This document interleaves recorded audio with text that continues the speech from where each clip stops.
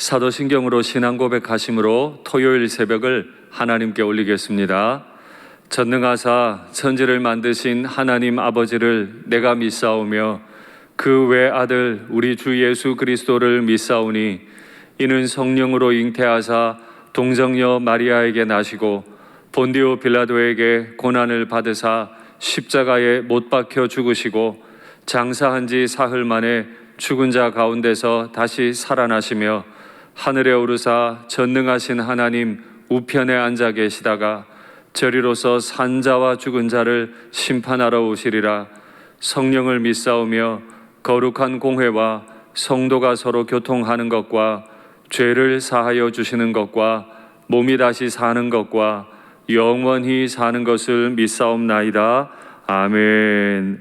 찬송가 266장 주의 피로 이룬 샘물 찬송하겠습니다.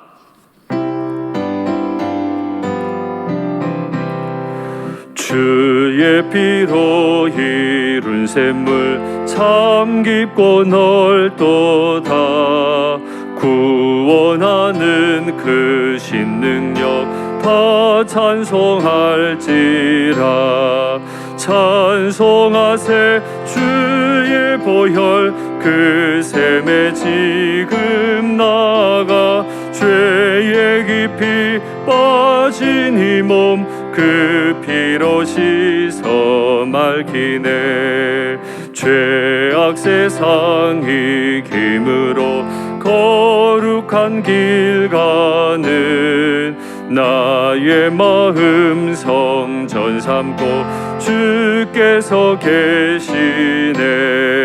찬송하세 주의 보혈 그 샘에 지금 나가 죄에 깊이 빠진 이 몸 그 피로 씻어 맑히네.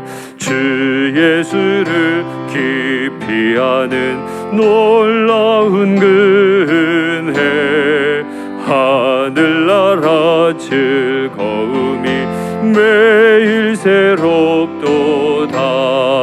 찬송하세 주의 보혈 그 샘에 지금 나가 죄에 깊이 빠진 이 몸 그 피로 씻어 주 예수를 깊이 아는 주 예수를 깊이 아는 놀라운 은혜 하늘나라 즐거움이 매일 새롭도다. 찬송하세 주의 보혈 그 샘에 지금 나가 죄에 깊이 빠진 이 몸 그 피로 씻어 맑히네. 할렐루야. 날마다 우리 영혼에 주님을 아는 기쁨이 채워지고 넘치기를 간절히 바랍니다. 아멘. 하나님 말씀 받겠습니다. 이 복된 시간에 주시는 하나님 말씀은 신약 성경 빌립보서 3장 4절부터 9절까지 말씀입니다. 빌립보서 3장 4절부터 9절, 신약 321면에 있습니다. 말씀의 제목은 가장 고상한 지식입니다. 빌립보서 3장 4절부터 9절 제가 봉독하겠습니다. 그러나 나도 육체를 신뢰할 만하며 만일 누구든지 다른 이가 육체를 신뢰할 것이 있는 줄로 생각하면 나는 더욱 그러하리니 나는 8일 만에 할례를 받고 이스라엘 족속이요 베냐민 지파요 히브리인 중에 히브리인이요 율법으로는 바리새인이요 열심으로는 교회를 박해하고 율법의 의로는 흠이 없는 자라. 그러나 무엇이든지 내게 유익하던 것을 내가 그리스도를 위하여 다 해로 여길 뿐더러 또한 모든 것을 해로 여김은 내 주 그리스도 예수를 아는 지식이 가장 고상하기 때문이라.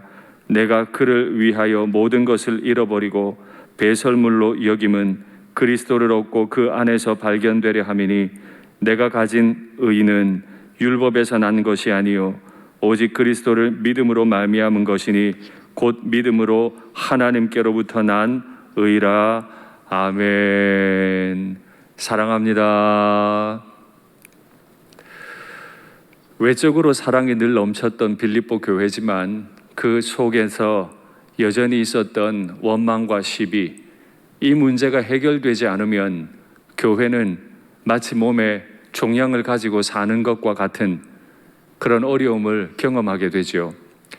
바울이 빌립보서를 본격적으로 기록하면서 이제 자신에 대한 간증으로 옮겨갑니다. 교회 안에서 여전히 자신을 자랑하고 자신이 어떻게 율법을 잘 지켰음을 자랑하고 자신이 과거에 얼마나 어떻게 헌신했음을 은근히 자랑하는 그 마음에 관해 바울도 잘 알고 있었고, 만약 그런 논리로 따진다면 나만큼 헌신한 사람이 있느냐라며 자신을 설명하기를, 나는 난지 8일 만에 할례를 받았다, 정통 유대인이라는 뜻이죠. 후에 유대교에 입교한 사람이 아니라 자신의 부모님이 유대교인이고 자신이 어릴 때부터, 날 때부터 8일째 되는 날부터 자신은 율법 지키는 일에 어려움이 없었다 설명합니다. 혈통으로는 베냐민 지파죠. 베냐민은 야곱이 가장 사랑했던 아내 라헬로부터 얻은 아들 아닙니까? 그리고 그 베냐민 지파로부터 이스라엘의 초대 왕이 나왔죠. 왕의 혈통입니다. 그리고 율법으로는 그 자신은 가장 엄격한 바리새파 출신이고, 그는 또한 실천적인 지식인이었습니다. 책상 물림이 아니라 자신이 가지고 있었던 율법에 대한 확신을 가지고 그 누구보다도 열심 있게 실천하며 살면서 교회를, 예수님을 박해하는 삶을 살았어요. 그런데 가장 문제가 생기잖아요. 그렇게 과거에 화려하게 율법을 믿고 의를 행했던, 자신이 그렇게 자랑했던 바로 그 문제가 지금은 가장 자신을 부끄럽게 해요. 그래서 사도 바울은 편지 가운데 나는 죄인 중에 괴수와 같다. 바울은 자신이 죄인 중에 괴수가 되기 위해 행동했던 게 아니에요. 이것이 옳다고 믿었기 때문에, 이것이 반드시 그렇게 되어야 한다고 믿기 때문에 그 어떤 사람보다도 더 완벽하게 율법을 지켰고 그 어떤 사람들보다도 힘있게 교회를 박해했습니다. 그러나 예수님을 만나고 보니 그가 열심을 냈고 그가 의롭다고 생각했던 그 모든 것들이 죄인의 괴수가 되는 이유로 바뀌고 말았습니다. 여러분, 우리 중 누가 이 문제로부터 자유로울 수 있겠습니까? 젊을 때는 이것이 옳다 생각했는데 시간이 지나면 그것이 반드시 그렇지 않은 걸 깨달을 때가 있듯이, 지금 내가 원망과 시비를 해서라도 내 뜻을 이루려고 하는 바로 그것이 나중에는 크게 후회할 일이 될 수 있음을 기억하셔야만 합니다. 누가 자신의 육체를 가지고 율법을 행함을 가지고 자신의 의를 가지고 자랑할 자가 있느냐? 나는 더욱 그러하다. 이게 얼마나 무섭고 아픈 고백인가요? 나는 더욱 그러하지만 나는 율법으로 따지면 밀려난 사람과 같아. 이스라엘 백성들에게 예수님께서 오시고 그들에게 율법을 지켜야 한다고 강조하는 바리새인들, 제사장들을 향해 질책하셨던 많은 말씀들이 있는데, 특별히 누가복음 14장 말씀을 가지고 한번 이해해 보죠. 자막 한번 확인하시겠습니다. 네가 누구에게나 혼인잔치에 청함을 받았을 때 높은 자리에 앉지 말라. 내가 의롭다는 거예요.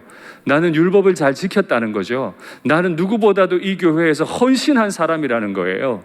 그렇지 않으면 너보다 더 높은 사람이 청함을 받은 후에, 이 내용 잘 아시죠? 네가 부끄러운 끝자리로 가게 되리라. 청함을 받았을 때 차라리 가서 끝자리에 앉으라. 그때야 함께 앉은 모든 사람 앞에서 영광이 있으리라. 바리새인들은, 제사장들은 자신이 늘 율법을 잘 알고 잘 지키고 있고 나만큼 하나님 사랑하는 사람 없고 나는 오랫동안 이 교회를 위해 헌신했다고 말해요. 그게 상석에 앉은 거예요. 그런데 주님은 그들을 보시고 차라리 끝으로 가라. 왜냐하면 밀려날 것이기 때문이다. 여러분, 진짜 경건은 나를 밀어내는 것입니다. 상석에서 나를 밀어내는 거예요. 회의를 할 때 나를 밀어내는 거예요. 회의 자리 상석을 말하는 것이 아니라 내가 옳다고 생각하는 나의 상석, 저 사람은 좀 모자란다고 생각하는 나의 상석, 나는 교회 어른이라고 생각하는 나의 상석, 내 경험, 내 지식이 맞다고 생각하는 나의 상석, 그곳에서 나를 밀어내는 것이야말로 그리스도인들이 가져야 할, 빛의 자녀가 가져야 할 교회 안에서 원망과 시비가 사라질 수 있는 근거가 되는 줄 믿습니다. 바울이 그렇게 열심을 냈지만, 율법을 가지고 자랑할 만했지만 그리스도를 만나고 나니까 이 모든 것을 배설물로 여긴다, 수치스럽게 여기는 거예요. 과거에 내가 참 오만했구나, 그래서 지금 입이 닫아지는 거예요. 과거에 열심히 안 한 게 아니에요. 그러나 그걸 하나님이 받았다고 내가 말할 수가 없어요.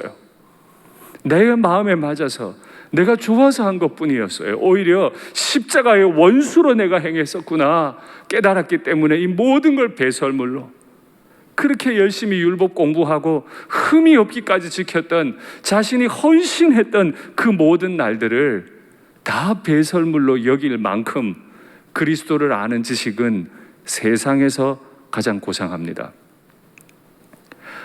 밤이 되어서 어두워서 방 안에 형광등을 켰습니다. 아침이 되어 햇빛이 우리 방 안에 많이 비치면 형광등이 켜져 있는 것도 모를 만큼 햇빛은 밝아요. 어느 때 내가 자랑할 만큼 교회 생활 열심히 했다고 교회 안에 원망과 시비가 일어나다가도 그리스도의 빛이 비치면 부끄러워 고개 들지 못하죠. 그러니 정말 겸손한 그리스도인, 경건한 그리스도인은 부끄러워하는 사람들이에요. 수줍어하는 사람들이에요. 중세시대 때 신학자들은 성령에 대해서 부끄러워하시는 성령이라는 별명을 붙였습니다. 늘 성부의 인도 가운데 사역을 하셨고, 그는 늘 성자 예수님만을 드러내는 사역을 하셨어요. 자신을 드러내지 않았어요. 다른 삼위 하나님을 드러내는 일을 하셨지 자신이 주인공이 되질 않았어요.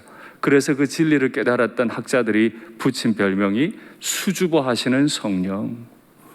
진짜 누가 교회 일꾼입니까? 누가 교회 어른입니까? 누가 교회 직분자입니까? 수줍어하는 분들이요. 내가 봉사한 걸 다 있는 거예요. 그래서 원망과 시비가 전혀 없는 상황에 되는 거예요. 그가 주님 앞에 직분자죠. 내가 자랑할 만한 것들이 있다 싶다가도 그리스도께서 내게 베푸신 사랑을 비추어 생각해 보니까, 나 대신 죽으신 그 일을 생각해 보니까 내가 주님 앞에 드린 일은 일도 아니어서 이 모든 것들을 배설물로 여기는 이유는 그리스도를 얻고, 지금 이 순간에도 예수님이 내 안에 경험되기 원하고 예수님의 사랑을 내가 더 충만히 누리기를 원해서 내가 과거에 했던 모든 일들을 안 한 것처럼, 오히려 부끄러워하는 것처럼 행동한다. 이것이 바울이 원망과 시비가 많았던 빌립보 교회에 주는 권면입니다. 담임 목사부터 우리 교회 중직자들, 여러 직분자들께 정중히 부탁드립니다. 말을 하려 하기보다 수줍어하십시오. 부끄러워하십시오. 그리스도께서 내게 베푸신 그 놀라운 의와 은혜를 생각하면서 원망과 시비를 하지 않으려고 조심하십시오. 조심하는 만큼 하늘의 하나님은 더욱 우리를 기뻐하실 줄 믿습니다. 세상에서 가장 고상한 지식을 얻기 위해 이 작은 지식을 포기하는 건 결코 잘못된 일이 아닙니다. 그것이야말로 주님이 가장 기뻐하실 일인 줄 믿습니다. 기도하시죠. 사랑의 하나님 아버지, 자꾸 내가 어떤 일들을 행했고, 내가 어떤 업적을 쌓았고, 내가 얼마나 헌신해 왔고, 또 상대적으로 다른 사람은 그렇지 않았고, 과거에는 그렇지 않았고, 이런저런 생각이 들 때가 많지만, 이 죄인을 위해 십자가에서 피 흘리신 나의 주님, 그분만 얻기 원합니다. 내 속에 충만히 거하여 주시옵소서.